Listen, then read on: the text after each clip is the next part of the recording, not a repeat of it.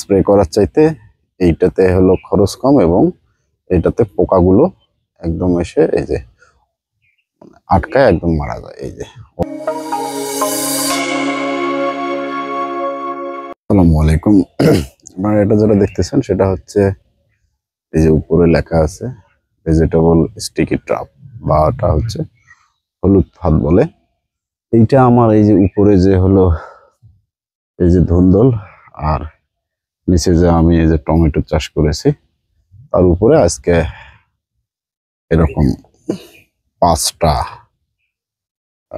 হলুদ যে ফাঁদ আছে, আটালো ফাঁদ আছে, এইটা হলো লাগাই দিলাম। কারণ হলো স্প্রে করার চাইতে এইটাতে হলো খরচ কম এবং এইটাতে পোকাগুলো একদম এসে এই যে আটকায় একদম মারা যায়। এই যে অলরেডি এই যে একটা এখানে এই যে আটকায় আছে।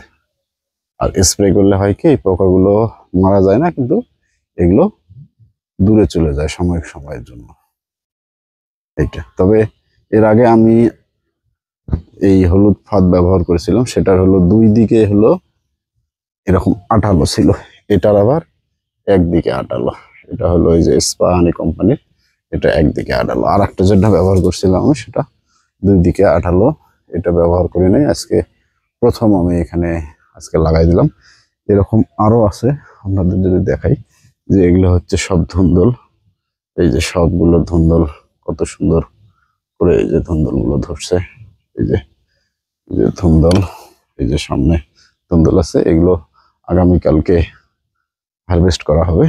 এই যে এখানেও একটা লাগাই দিছে হলুদ ফাঁদ, এই যে এখানেও একটা লাগাই দেওয়া আছে। এবং এই যে যদি আরো সামনে যাই, এই যে একটা সামনে আছে, এই যে একটা হলুদ ফাঁদ লাগাই দেওয়া আছে, এইভাবে লাগাই দেওয়া আছে। ওই যে সামনে দেখা যাচ্ছে, আর ওইদিকে হলো লাগাই দিছি। এখন এটার কার্যকারিতা খারাপ না, ভালো।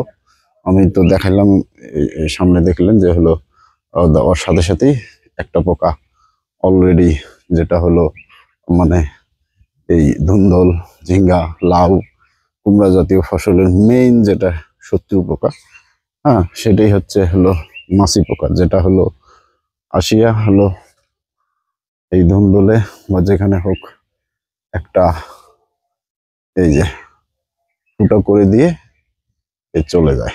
এই যে এই পোকাগুলোই হলো সবচাইতে ক্ষতিকারক, বা হলো কুমড়া জাতীয় ফসলের জন্য এটাই হলো একটা সমস্যা।